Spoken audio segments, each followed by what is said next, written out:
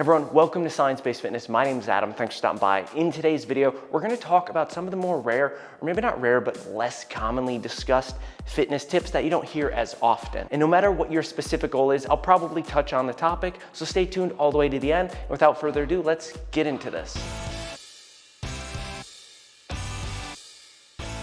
Our first tip here is long length partials. For anyone wanting more hypertrophy, meaning more muscle growth, the concept of long length partials is looking rather promising at being more beneficial than your standard rep ranges. For anyone that's familiar with my channel, I've recently made a few videos on this topic. I'll make sure I link those at the end of this video for anyone that's interested, but I'll give a brief summary here. A long length partial is where we put the muscle in a stretched position and use only a partial rep. Here's an example of a bicep curl here. Now you might be thinking that there's no way this can be more beneficial, but a recent meta-analysis did find this being more beneficial for hypertrophy specifically. So for those looking for more muscle gains, this is definitely something you should be mixing in.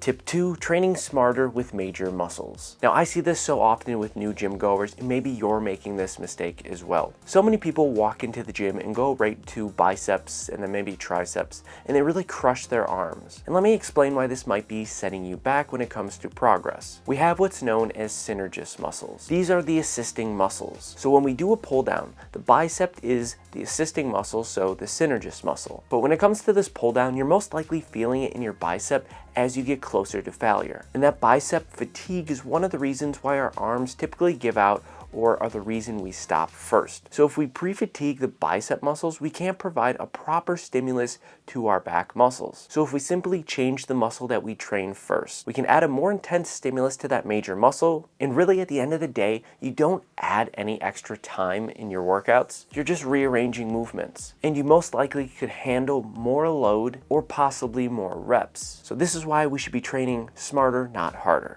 Tip number 3, weight loss more intelligently. Now you're starting to see the trend that it's more specific to lifting smarter. And if weight loss isn't your goal, make sure you still stay tuned for the last 2 tips. When people are trying to work out for weight loss, most people do cardio. And don't get me wrong, this can work. And if it's working for you, that's cool.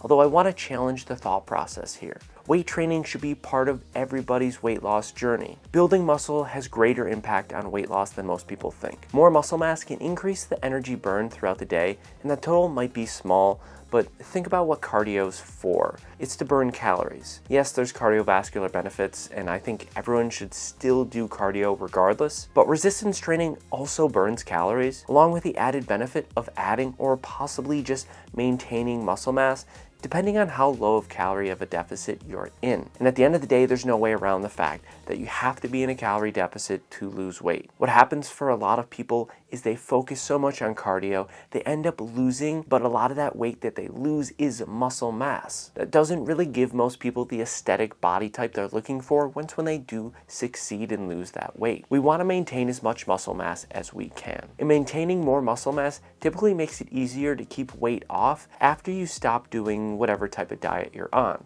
And this is going to lead me into my next tip, which is kind of a combination: walking. Yep, that's right, walking. Walking is a form of steady state cardio that produces little stress on the body. This doesn't interfere with muscle mass growth or muscle repair, meaning you can mix it in almost as often as you want. You could put it before or after your resistance training, you could put it in the morning, the evening, meaning you could mix in plenty of resistance training and not worry about this type of cardio having negative effects on muscle mass. And I promote this type of exercise for a few reasons. Research shows that when we evaluate the substrates we use for fuel when we walk, we use a larger percentage of fat versus carbohydrate. The more intense an activity is, the more carbohydrates we use for energy. Now, just like the concept of long length partials, I'm gonna link a video at the end where I break down the science and explain this more in depth. Make sure you guys click that if you're interested. But regardless of walking, it's still not a magic trick.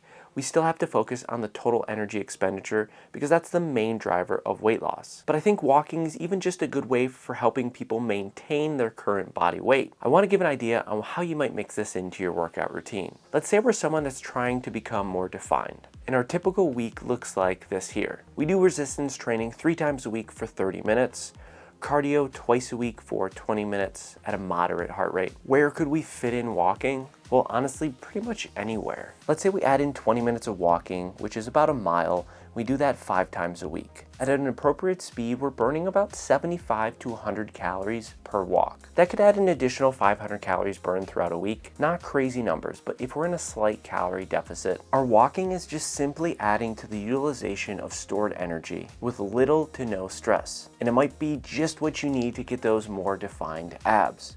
And that's going to push us into our last tip, training abs smarter. Never would have guessed it. Ab training has its place, but it has to be one of the most overused exercises in gyms. Here's the quick breakdown on why you might be wasting time. Most people are training abs so they can get shredded and more defined. The problem with that, when we train a muscle, we aren't able to burn the fat directly over top of that muscle. So ab exercises don't burn belly fat. So many people struggle with this concept when I explain it to them. This has to be one of the most popular misconceptions in the fitness world. So if you're unaware of this and you're listening right now, hey, look, you just learned something new. And if you're finding value in this video, hit that like button, consider subscribing, hit all the buttons. All right, enough self-plugs, there's more to this. For those people who are trying to get defined abs, the only way to accomplish this is body fat reduction. This is where we reduce the body fat that's over top of the stomach. And another term for this process is called losing weight. Now, this doesn't mean that you're overweight. Everyone holds body fat in different areas. For a lot of men, it tends to be in the stomach. So in order to lose that excess stomach fat, our body needs to utilize that fat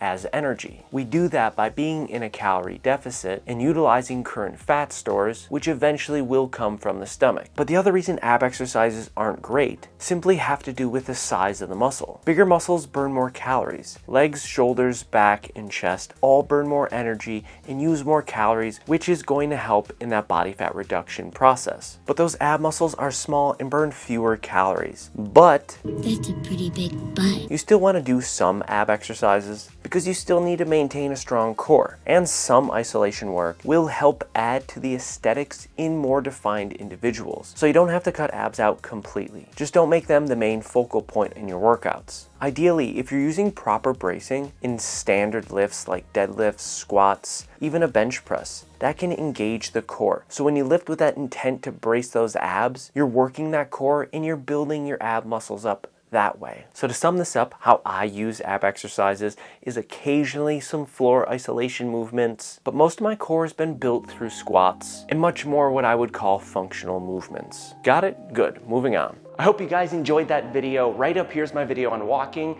and over here's my video on long length partials. Make sure you click one of those, and if you like this video, hit that like button, consider subscribing, and we'll see you guys in the next one. Have a good day.